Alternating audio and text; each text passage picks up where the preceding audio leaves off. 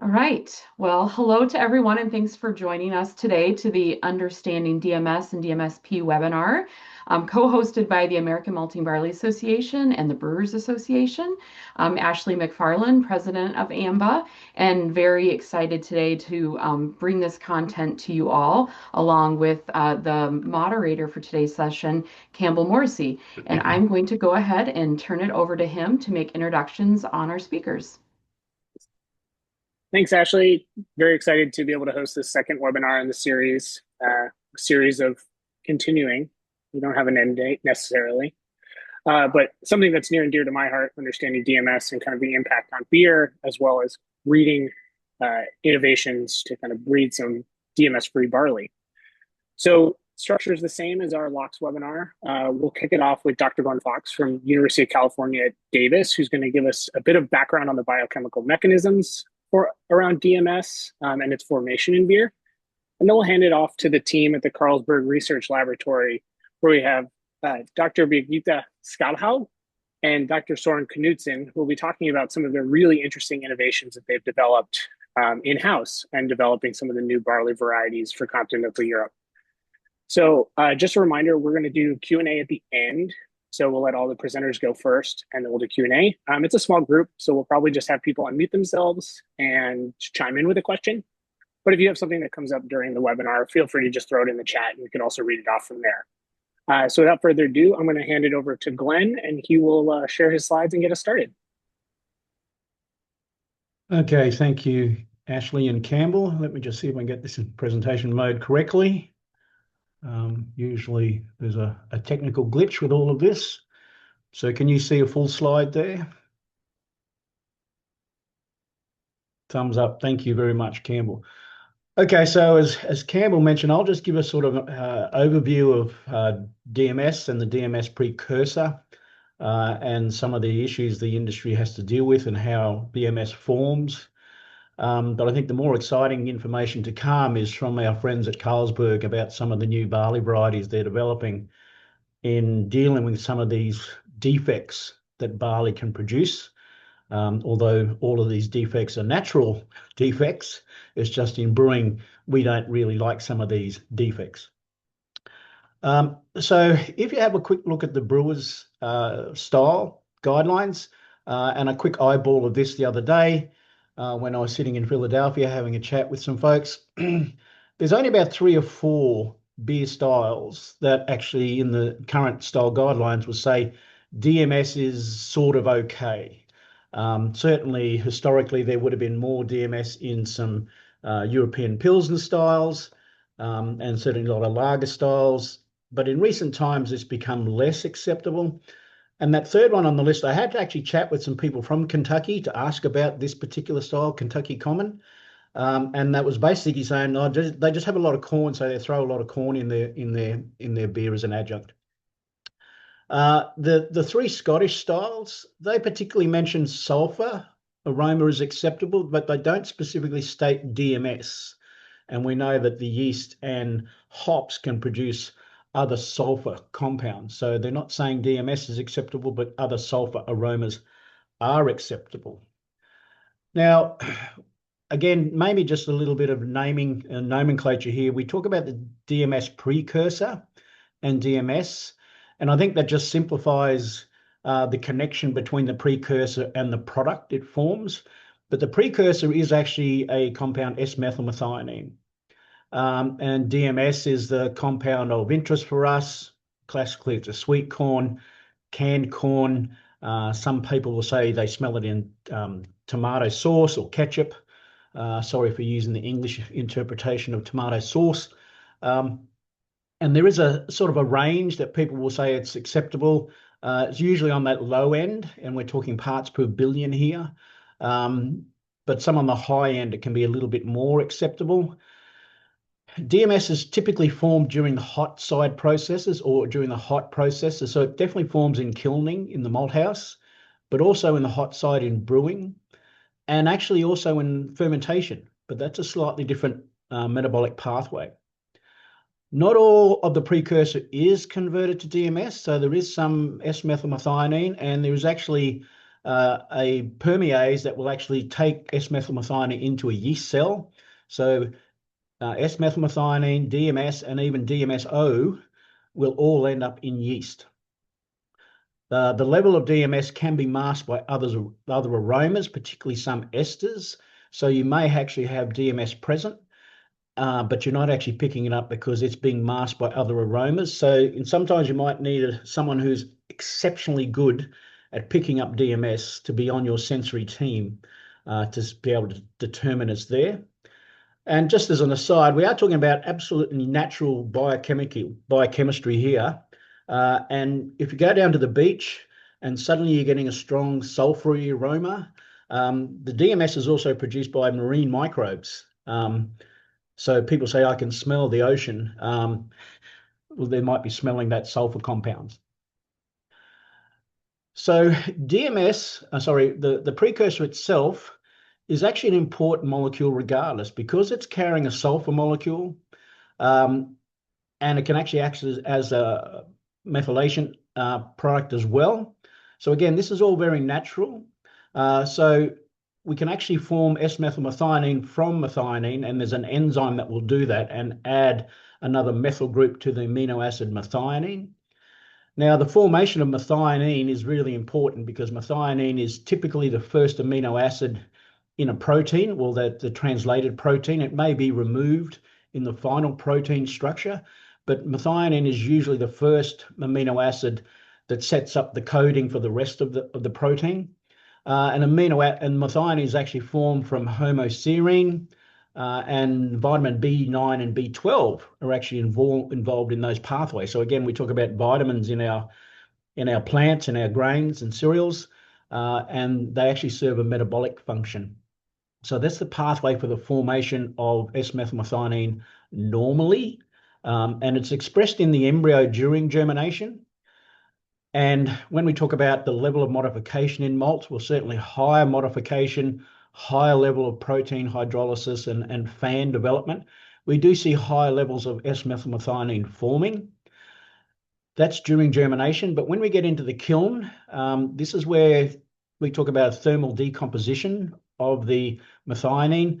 And I haven't got a pointer here, but if you look at that S-methylmethionine on the left there, you can see that sulfur compound with the two methyl groups off it. That's basically DMS. So that's going to be removed off that methionine molecule. And it will form homoserine and DMS. Now, at even higher temperatures in kilning, the DMS can be converted to DMSO, dimethyl sulfoxide. So again, all these three molecules will be present, and all of these will go into beer. It's just that more DMS will form in the hot side. But also the DMS itself, or DMSO, can be broken down to DMS in fermentation, and I'll briefly mention that as well. Just wanted to talk about homoserine because it's probably the one that we don't even think about anymore, but it's actually an important intermediate molecule in a couple of amino acid pathways. And if we look at the one on the right, that's aspartate 2-methionine. So homoserine is actually involved in the pathway to form methionine. So this is how all these molecules are interconnected. And on the left, it's actually an intermediate in the formation of threonine. And sometimes people will say that homoserine is an isomer of threonine. So again, these are all important molecules. We're not producing these molecules for any random purpose. They are all important biological molecules. In fermentation, it's quite complex. The thioredoxin can actually be involved, this protein, and it can be reduced. Typically, it's involved in providing hydrogen atoms for RNA, and that's reduced to DNA. But we can see there the DMSO also is using an enzyme to produce DMS. So again, you might think you've got a clear shot, no DMS going into fermentation, then suddenly you might be starting to pick up DMS in the cold side. So again, these are all well-documented pathways, and I will unapologetically say this is a figure from the Bamforth Fox textbook. You're welcome to buy that through ASBC. Some of the things we're talking about when we're looking at controlling DMS and certainly the precursor, we talked about the modification, so pushing your modification levels to the sort of higher end of maybe a 44, 45 Kolbach. There's potentially more precursor forming. And certainly with the release of more amino acids, we'll see more precursor. Lower kiln temperatures will help form the DMS, but the higher kiln temperatures will start to drive some DMS off. pH is really important. So even in the mash, the mashing pH can actually change the rate that the DMS will form. And certainly a higher pH has a shorter half-life. So you'll actually see it form faster. But again, at the higher temperatures in mashing, you can start to drive off some of that DMS. Most people will understand about the importance of boil times, and longer boil times, you'll actually drive off the DMS. Of course, you're forming DMS during the boil, but again, longer boil times, you can start to drive that off. It's important to know how efficient your kettle is as part of this process. So there's certain styles of kettles where this volatilization process is more efficient. And certainly if you've got a calandria in your kettle with a really good system for venting the volatiles, then you shouldn't have any of the DMS coming back into solution. And also the whirlpool time, you can still have DMS forming. But again, depending on the temperature of the whirlpool and your whirlpool stands, again, you can either retain more DMS or you can have more DMS released. All of these things, the DMS, DMSp, and DMSo, are all assimilated during fermentation. During fermentation, the DMS can be locked up with CO2 and can be come off that direction. But if you're closing off your fermenters early, then you'll retain that DMS in your beer. So as a sort of quick overview, that's what we're talking about. Most breweries have DMS under control, but occasionally they'll be caught off guard. We don't typically measure DMSp or the S-methylmethionine in any malt analysis. Some of the maltsters may measure the precursor and it might be available, but it's not typically on a malt COA. So you may not have any idea of the level of precursor. But if you understand level of modification, moisture levels and pH of the malt, then that would give you some indication.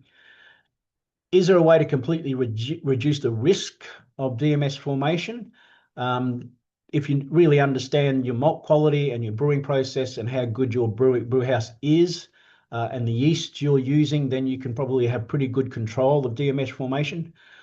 The alternative, and this is my last dot point in leading to our Carlsberg friends presentation, maybe we can produce some barleys that we don't have to worry about it at all, and they may have removed the DMS precursor completely, or at such a low level that it now becomes a minor consideration. So that's just that sort of quick overview of the formation of the DMSp and DMS during our processes. And now I'm happy to hand over to Birgit and Soren. Thank you very much, Glenn. And thank you very much also for inviting us both here to this webinar. So we have been looking forward to be in this today. We will just try to upload. Oops.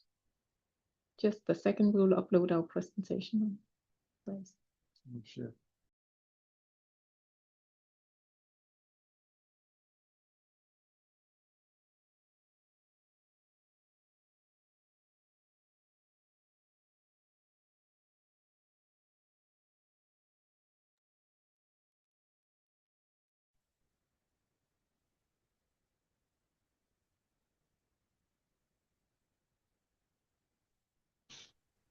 Glenn, are you still sharing? Is it working for you guys? Not really. No. Oh, there we go. It looks like things are starting to move. Wait a second. Share. Okay. Here we go. So you'll want to make sure you're sharing the PowerPoint app, not the screen. Not the screen. Sorry. Yeah. So you might want to stop share and reshare. Yeah. What was that? Stop sharing.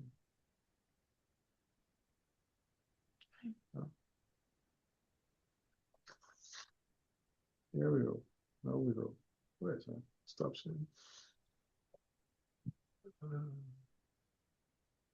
Sorry, we are. Oh, it's all good. It worked not too long ago, didn't it? It did work, but what did we press not too long ago? Yeah. I can always throw the slides up too if need be. Maybe try stop share and then oops. It's because it's hid behind a bar. Yeah. And then we have to yeah. Where is that? That's a bit strange. It doesn't look like before. No. Wait a sec.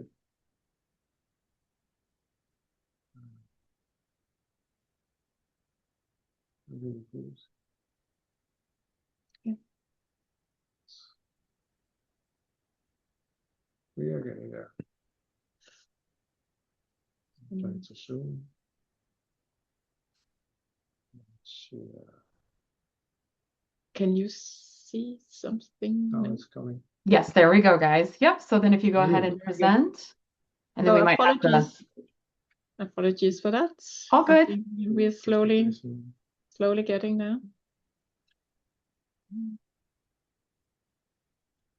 So, are you okay? And can you see the picture? Yeah, so now if you can just go over to that other screen again and go to the display settings and duplicate the view, and then I think we'll be good to go.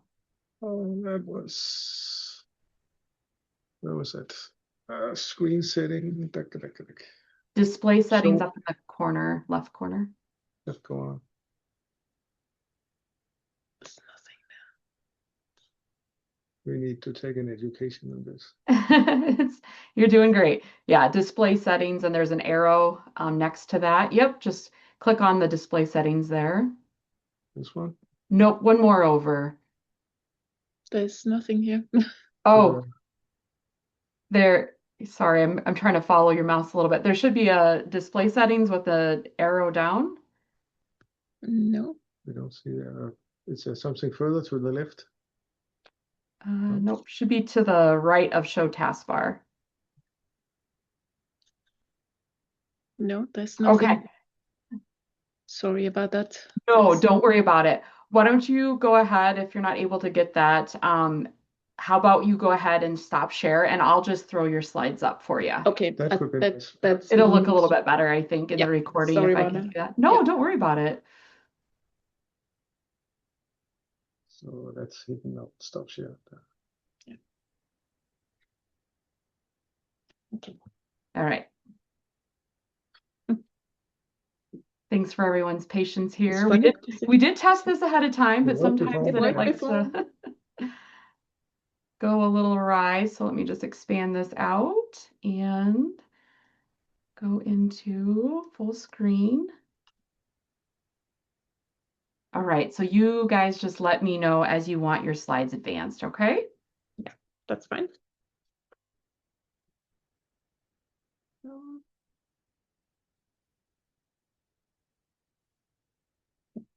Here we go. Here we go. So thanks a lot for giving us this opportunity here to talk today. And yeah, we will talk about, DMS and also DMSp and how we actually use that really to create superior beer quality in our breweries. But before we start, I think it's also important to say that this talk here is not only going to be about DMS, it's also going to be about lipoxygenases and C2N. Which is one of the off flavors that can derive from the lipoxygenase activity in barley, because we have actually built it together. So we do not have, just pure DMS-free barley in our portfolio, but we have actually taken the liberty to combine those traits, and you're going to see more about this. But maybe just before we really dive into this topic here, we would like to also just give you a very short introduction to Carlsberg. Carlsberg is probably not so well known in the US as it is here in Europe and also in Asia. But before if you move on to the next slide, Ashley. Then yeah, Carlsberg is actually centered here in Copenhagen, where we have the headquarters, and we are the third biggest brewery in the world today. And we are not only brewing beer, we are also producing soft drinks, waters, and also other types of beverages and around the world. And today we are represented in all the different countries you can see here in different regions: Western Europe, Central and Eastern Europe, and also in Asia. And if we move on, then we are a group of people, 37,000 people. We produce 14.8 billion liters of beer in 25, and we are represented in more than 180 different international but also local brands. So we actually have a huge local brand portfolio of different types of products, and we are present in more than 150 markets. And if we move on, then we have also in Carlsberg for many years had science innovation very high on the agenda. And this is something that has been one of the driving forces right from our founder, Brewer Jacobsen, established the Carlsberg Laboratory, because he was very passionate about this himself. And he established the Carlsberg Laboratory 151 years ago. On Friday, it's actually 150 years ago. And he established the laboratory really to help to improve the quality of beer, but certainly also to drive innovation and all the time strive for something that would be even better, and this perfection principle he had. So if we move on, then the laboratory here was established, and one of the first bigger innovations that came out of the laboratory was the purified yeast. And that was, of course, quite a revolution at that time, because having pure yeast strains, then it was also possible to control the quality of yeast and have a much more robust, but also a more uniform type of beverages. Later, there were other innovations. It was the Kjeldahl method was developed in the laboratory, and also the pH scale was defined here in the laboratory. And S.P.L. Sørensen, who developed that, was nominated for the Nobel Prize no less than 13 times. He never managed to get it, but then in 2022, the laboratory by Professor Morten Meldal actually received the Nobel Prize for his work in click chemistry. And for the last many years, we have been working a lot on innovating in raw materials, in yeast, in barley, and technologies, but also many of the brewing ingredients, and of course also in, different types of raw materials that can provide more health and functionalities to beverages. So if we move on, then the reason for also that we have the laboratory, and this has been a very long-term commitment in Carlsberg, and we also are working very much on this more basic, very explorative research, which we are communicating and publishing to the world. That's due to the Carlsberg Foundation, which was established by our founder. And they actually, in the statutes from his days, it was actually written that 8% of the dividend that the Carlsberg Foundation receives every year back from the Carlsberg breweries should go back to the Carlsberg Research Laboratory for this more long-term scientific research, which should be shared with the world. And this is also maybe a little bit of a different structure than many other companies have got today, that we have this long-term perspective, where we really can go deep down into the basic research and do some of these more basic research results. And I would say we are today using these basic research results also a lot as a kind of input for our pipeline of new innovations, also in the Carlsberg Group. But of course, also other brewers and companies can take advantage of these publications. So today we have a very good pipeline of new areas around quality, around climate tolerance, around new yeast strains and new technologies. and also new ways on identifying new traits in crops and microbes in a very, very fast way, something that's very competitive and traditional breeding compared to GMO. So this find-it technology we have developed here is a new technology we can use for some of the examples you're also seeing, like DMS, null, and also null logs. So if we move on, Ashley, then we of course not only brewing beer, we are also having many other different types of products in the Carlsberg portfolio we're working on. And here the laboratory is also supporting that. And you can here also see a beautiful field of sorghum, and that's one of the areas Søren here is working on, also how to identify new types of sorghum types which are very drought tolerant that can be used for high quality beer production in the future. Now we will move more into null logs and also null DMS barley, and this is an area we started to work within quite some years ago. And if you move on, Ashley, then we actually started that work again to solve some of the bigger problems that can occur from a quality point of view, but also where there will be a need to control the process, and especially with respect to energy, to avoid some of these off flavors. And in this case for DMS and also the papery off flavor that can occur in beer. And I would say we have taken the approach over the last many years here that instead of installing a lot of expensive capex and equipment and technologies in our breweries to deal with these kind of problems or issues, then we have taken the approach that we would like to actually get rid of them in the raw materials, so we do not need to have too many complex processes. And I think these two cases here you're going to see will demonstrate how that can be done in a very efficient way. But Søren, maybe you will now explain a little bit more about the lipoxygenases and how we started that work. Yeah. If you move on. Yes, the next slide. As I understand, there was a seminar last time on lipoxygenases. So going into details there, I will not do that. But I will explain how we were identifying these genetic variants, as we call them.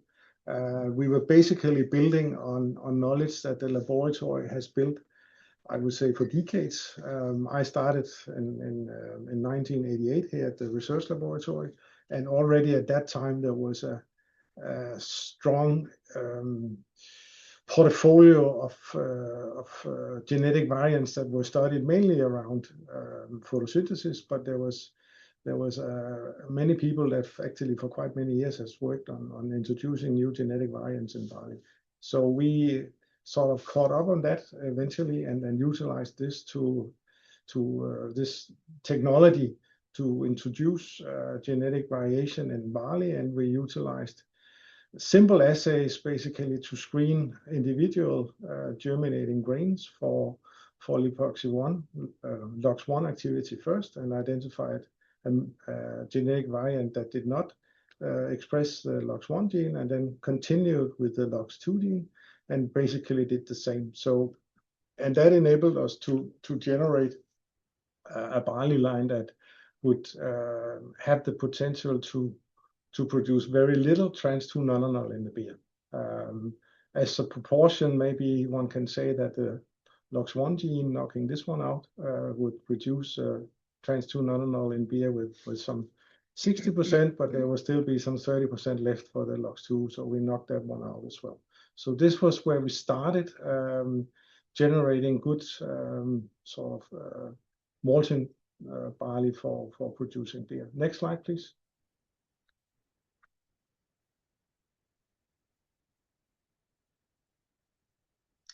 Then we continued with the precursor of DMS, S-methylmethionine. At that time, just around beginning of the 2000s, a gene was published that would sort of produce S-methylmethionine in barley, and with a very limited data on T sequences back then, that was where we started. So we knew we had the idea that it was probably only one gene that we needed to knock out. So basically, we took the same approach as we did for lipoxygenases, that we were starting screening. Glenn just told you about the properties of S-methylmethionine and DMS in the brewing process, so I'll not go into details there. But next slide. Just shows and illustrates the biosynthesis of S-methylmethionine, namely that there's this MMT gene that facilitates the process.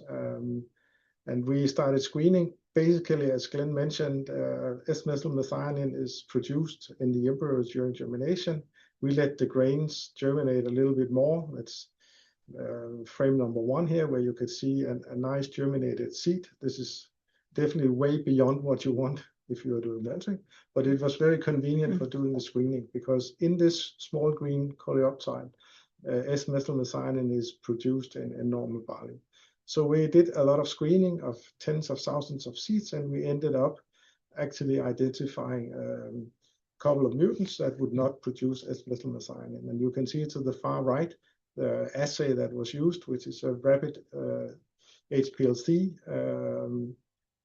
instrument that was just released at the time. So we could go from 1 hour for one run in the assays to basically 5 minutes, and everything could be done in micro titer plates format, and therefore we could run a couple of plates overnight. So through half a year, we managed to screen some 10,000, 12,000 seeds, and eventually identified 2 mutants that did not produce S-methylmethionine. Next slide.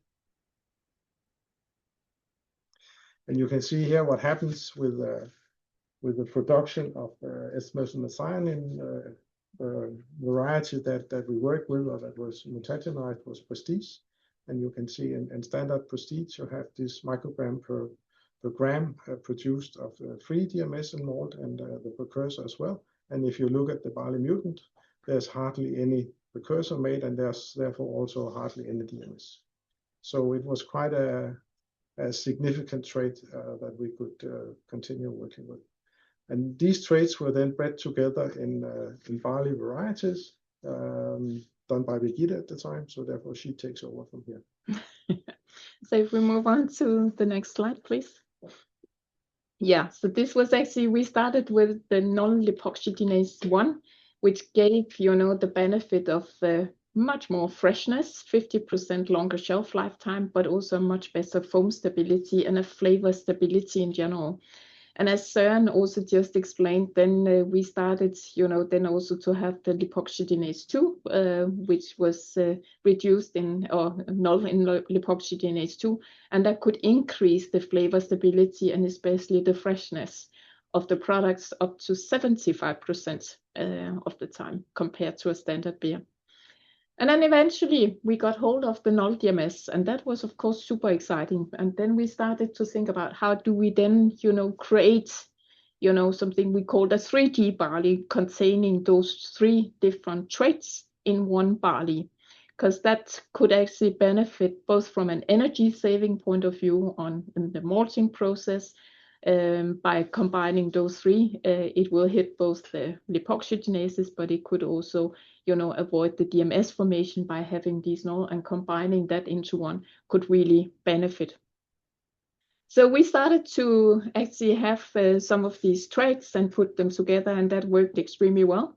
And then later on, you will also see an example of another trait we have added onto the 3G, namely a pro-anthocyanidin-free trait. And that's also work Carlsberg have been doing for many, many years, where we have more or less the whole pathway of the flavonoids characterized by different genetic variants. And some of these actually turns out also to give a very strong benefit, because it gives a clear beer without any type of stabilization. So now we have something we call 4G, and I would say today the road is not, stopping here, because we actually continue also to stack in new traits with climate tolerance and, with other types of benefits. So But what we're going to talk about here today are these types here. And we are not using any type of GMO in our breeding, so we have been using our genetic variants, and today we are clearly using this Find It technology we have developed, which is a technology where we can identify new genetic variants within approximately 2 weeks, any type of genetic variant that we are interested in. So the lines here have been tested, validated in many different countries. And if we move on to the next page, then we have a portfolio of these 3G, 4G barley varieties today. And we have developed them together with also other breeders and who is using these traits. So we have today varieties that's working very well in the continental climates as well as in the more maritime climates. The yield and agronomy of these lines are, comparable to a standard malting barley in the respective regions. And we also have very good malting and brewing quality of the traits. And then we have developed also that, these varieties, so they actually work quite well for both old malt as well as adjunct brewing. What was extremely important when we started the breeding of all these traits is, of course, that when you're standing here with this first raw mutant, that we make an accelerated backcrossing, because again, it is super important that since these mutations are induced, that we also get rid of other unwanted type of variations, so we can really eliminate that there will be other things that can disturb the pattern. So today we have different varieties. We are breeding our varieties today in a very fast way, from the first pollinations in our greenhouses until we have an approved variety and tested in a 300-ton scale at the malting plant. It takes us less than 3 years. And we can do that by using, some of these fast track methods, like double haploids. We are using a lot of molecular markers. We are using New Zealand as an off-season growing area. And then, of course, we try to take all the shortcuts we can. We are propagating some of these new varieties also in New Zealand, and then we can scale it up very fast here in Denmark or in other places where we want to grow the certified seed. So in general, it works very well. It's well adapted to many different regions of the world. And if we move on, now we'll go a little bit more into what are the characteristics. And here we are talking first about the 3G barley. And these results you're going to see now are some results that has been collected from one of our bigger regions, where 3G has been grown in very high quantities. And here we started already in 2030 to grow it. And then we have been scaling up and introducing bigger and bigger volume of that until 2017 and 18, where we had 100% coverage in some of these regions here using the 3G malt. And if we look at the first graph here, that's the staling markers, and you can see in the fresh beer, there's no real yet. Of course, it's a little bit higher in the standard beer compared to the 3G with respect to T2N, the cardboard papery off flavor. But aged beer has 6 months at 20 degrees has a very high concentration of the trans 2-nonenal.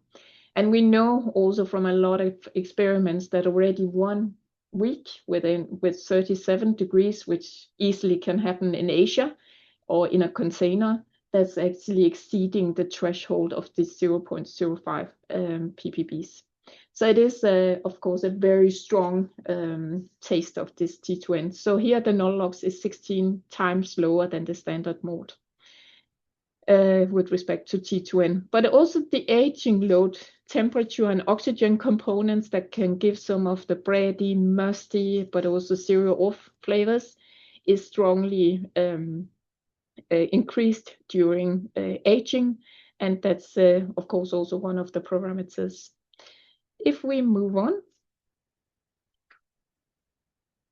then we have also seen that that the lipoxygenases LOX1 and LOX2 also act as a kind of foam enhancer, mainly, and that's more or less our own theory, that you know, since we have eliminated the lipoxygenases, then there's probably also less of some foam negative components, and that can help to give a better foam formation.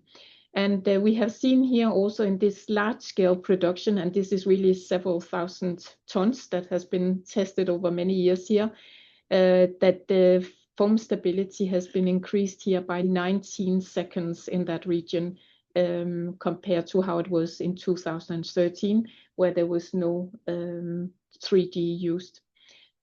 DMS also drops very sharply by, you know, the introduction of 3D barley in that region. And here you can see it has dropped by -84% in 2018 from when it was the standard, or compared to the standard malt in 2013. So again, it seems to, it really works, and it works very nicely. And we have seen the same patterns also in many of our other regions. If we move on, then this is more the general aging flavor scores you're looking at here. And again, here it's the flavor score that have been tested. Fresh beer versus aged beer. Here it's again 5 months at 20 degrees. And here you can also see that the flavor stability and age flavor score increases, especially in the aged beer. So it really stays fresh for longer. And also the consumers have been testing. This is one of the tests we have been doing, and you know, they could not find any difference or preference or, you know, anything. You know, it tastes exactly the same like a standard beer produced from standard malt. So there was no difference in that respect. Yeah, we can change to the next page. Here's another study, and now we have then introduced also the pro-anthocyanidin-free traits, so the 4G barley, which has been malted here. And this is actually an experiment we were running over 2 years, 2022 to 2023. And this is a volume of more than 10,000 tons in different countries. And here's then the average findings of these trials here. And we tested it in 100% malt, but also with 20% adjunct barley or raw barley that was introduced in the blend. And you can see here that the DMS is significantly better here versus the standard, much lower and much lower than the target. And the same goes also below on the 20%, it's still very low. The same goes for total haze. Polyphenols are low due to the pro-anthocyanidin-free, 3 times lower. And also in the 20%, you can see the same pictures. And again, with this sensory or flavor analysis satisfactory, the foam stability in spec or better. So again, it again confirms, you know, the first results you saw from the very, very large scale production over quite some years. So lower DMS, lower polyphenols, better quality, great taste, and also that we see that there can potentially be lower cost and also a lower environmental footprint. And if we move on, then to summarize the effect and what we have seen here, this is more a general slide where we have tried to sum up what the malting and brewing benefits can be: lower cost, but also a lower environmental footprint. There are the benefits for malters. They will have a lower kilning, or potentially can have a lower kilning temperature if the specifications allows it. And they could even have a shorter process time if needed. There could also be energy savings here, and then the malting capacity could basically also be increased if the whole setup allows us and the shifts. But again, that's really depending on you know, the different malteries and their setup. No DMS, no DMSp in the malt. For the brewers, there are also numerous benefits. Again, no DMS or DMSp in the worts. And then for breweries that do not have, or they can have less evaporation, but many breweries today have heat recovery systems and so on, where maybe the savings is not too big compared to how it was some years ago. But again, that could potentially, especially for craft brewers, also be some benefits here if they are using this. Then the enzyme potentials are up, and due to the proanthocyanidin, then there's also, we have seen a faster filtration, especially at higher temperatures. And then we have seen a cost saving of around 0.11 euros per hectoliter in either PVPP or in enzymes to stabilize the beer. Then finally, in the beer, fresh for longer shelf life, minimum 50% longer, then no staling or cabbage or paper flavor, better form stability, and then a crystal clear beer. So again, benefits that can hopefully, also give some good, I would say, products to our consumers at the end of the day. And just to conclude, I think we can move on to the last slide here. We can say that you have now heard a little bit about the T2N, and that derives from the lipoxygenases, the DMS that comes from S-methylmethionine across the brewing stages. And, these things here actually helps brewers, maltsters, also to control this energy intensive process we have. And this null-LOX1, null-LOX2, and null-DMS can help to really give a good quality beer where some of these problems have been solved. It enables good quality, efficiency, and then also sustainability gains. And what you have heard about here today is, of course, that this has been traditional breeding all the way. We are not using any type of GMO here in Carlsberg to develop some of these varieties.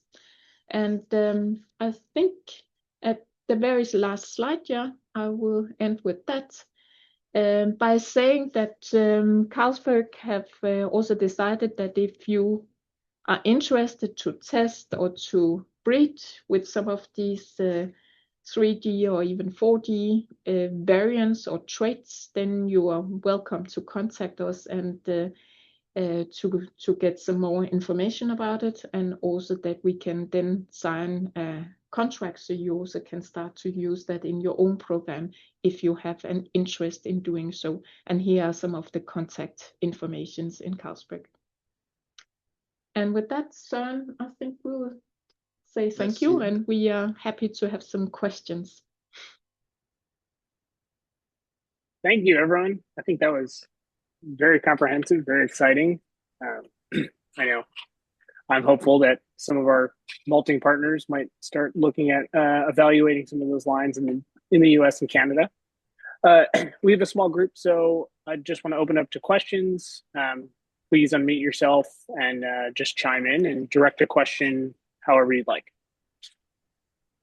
This is MJ Maurice, and what I was thinking about is the fact that the DMS in particular has some masking effect on other flavors, that maybe an optimal situation might be two different varieties working together in ratio so that you get the lowering of the DMS. You don't lose completely its influence on the final beer flavor. Yeah.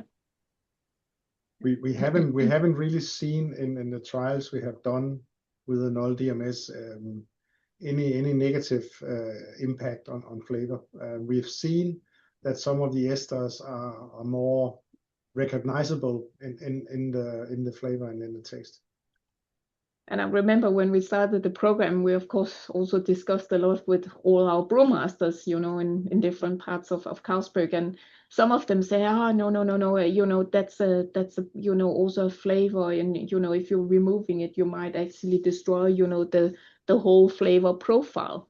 And of course, this is something we have been testing if DMS actually plays a role in that, and we have not seen any difference whatsoever. So I think that's actually something we can say for sure, that it does not. Of course, if you have a beer where it's really a pronounced or a market flavor, then it's there. But you know, for a standard lager or Pilsner beer, then it does not have any impact there. Thank you.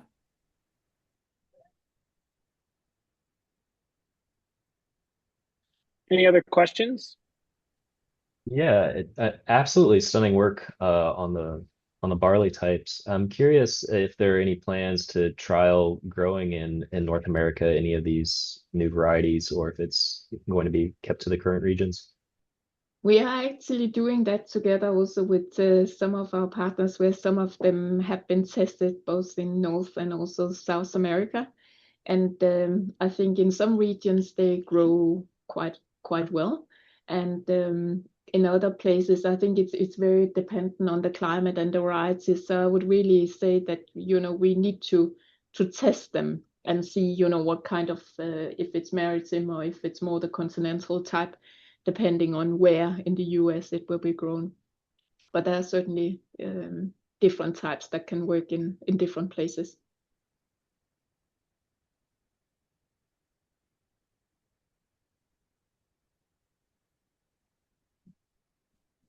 I have a question if no one's going to chime in. You mentioned that in addition to the just kind of the broad spectrum mutanogenesis, you're doing a backcrossing scheme. Originally, who was the recurrent parent for the original backcross? And then when you were stacking traits, did you just use the subsequent, you know, 1G, 3G, 2G, 3G to create the next step? Yeah. So actually what we have been doing is that we have been doing different backcrossings, because we would always like to see how it is to backcross it to the mother variety where the mutant was identified in. But we have also been running another scheme where we have been crossing it back to the highest yielding malting barley variety we could get could use in our breeding. So I think that has helped a lot to then accelerate also the agronomic performance, that you have, you know, these backcross lines you have as your starting point, and then you start to cross, and then also introduce the other traits like for 3G and 4G. And here we use our molecular markers actually to also make a kind of a stacking of those traits, and then we are selecting for the ones that has the best traits. And then we test them, you know, in some of these more, I would say, challenging conditions, like in New Zealand and also here in Denmark and other places in Europe where there's drought, where there's heat. And then we really are very tough in our, I would say, selection of the traits or of the lines in the early generations before we start to scale them up to too high quantities.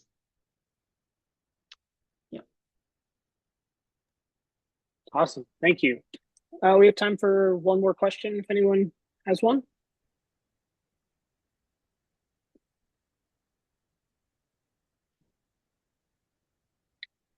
If not, then I just want to say thank you to all of our speakers today.